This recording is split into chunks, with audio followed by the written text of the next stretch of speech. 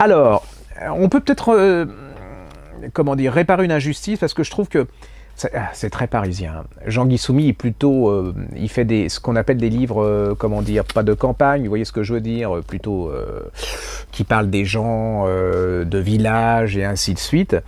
Donc les Parisiens, faut mieux mal écrire, voyez-vous, mais être dans les salons que d'être bien écrire et que d'être dans sa maison à la campagne. Donc Jean-Guy Soumy a un peu cette image, et il avait écrit un bouquin qui m'avait absolument qui m'avait révélé quelque chose qui se passait au XVIIIe siècle, dont je vous reparlerai plus tard, mais vous regarderez la vidéo, il y a une vidéo qui existe pour ça, qui s'appelait Le Congrès, chez Robert Laffont. Et là, il vient de nous faire paraître et d'écrire La Promesse chez Robert Laffont. Et là, je me suis en pris aussi plein la tête. Ça se passe, on est toujours au siècle des Lumières. Vous voyez, le siècle des Lumières, c'est-à-dire, vous dites, la société française à cette époque, au XVIIIe, XVIIe, était en train de se transformer. L'humanisme, Voltaire, Diderot, Montesquieu, enfin voilà, c'était la curiosité, c'était voilà. Et puis, en fait, l'histoire, on est pas loin de Bordeaux. Une famille d'aristocrates. Alors, famille d'aristocrates, mais qui est en fin de... Vous voyez, il n'y a plus beaucoup d'argent, le père... Hein, et la fille, on retrouve la fille de cet aristocrate au pied d'une tour, et elle s'est suicidée. Le problème, c'est que au XVIIIe siècle, se suicider, c'était un crime, mais un crime non seulement contre Dieu, mais un crime contre le roi, parce qu'il n'y avait que le roi qui pouvait vous disposer de votre personne. Arrive sur cette entrefaite son cousin et cette famille. Alors, ce cousin appartient, c'est une grande famille de négociants bordelais, voyez le genre, c'est-à-dire que avec une mère avec une poigne extraordinaire, qui dirige avec sa mère ce négoce absolument extraordinaire. Ils ont de l'argent, mais elle tient énormément à la morale et à sa réputation.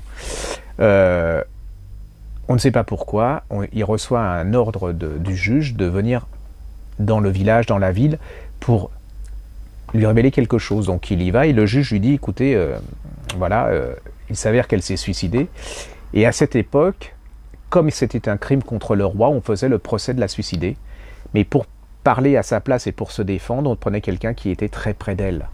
Et comme son cousin était le plus proche d'elle, puisqu'elle le connaissait, le juge dit, c'est vous qui remplacez cette femme. C'est quand même hallucinant, c'est-à-dire que, je ne sais pas si vous imaginez, elle est morte, il y aura un procès avec avocat, c'est-à-dire lui se fera l'avocat puisqu'il la remplace, il va parler à sa place avec des juges, avec une cour.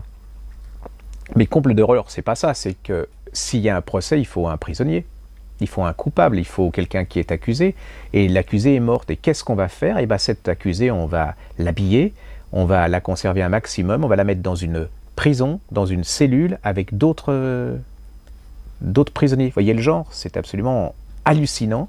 Et là, ce livre va vous raconter le procès.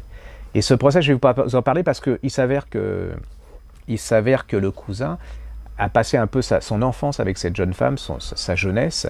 Il va se remémorer des faits qu'il avait oubliés. Et il s'avère que l'acte de cette jeune femme n'est pas si anodin par rapport à lui.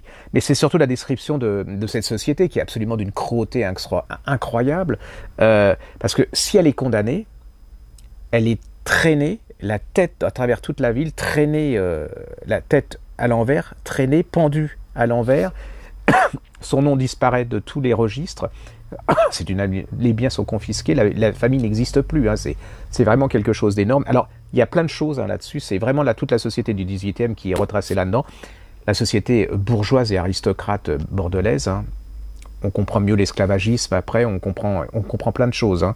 Et puis il y a ce jeune homme qui tout éclate au fur et à mesure de ce procès, qui va absolument changer de vie, Allez-y, ça s'appelle La Promesse de Jean-Guy Soumy, c'est chez Robert Laffont. C'est comment un roman peut parfois mieux expliquer l'histoire que certains essais, et comment certains essais peuvent oublier certains événements qui expliquent mieux la société que tous des grosses théories économico-politiques.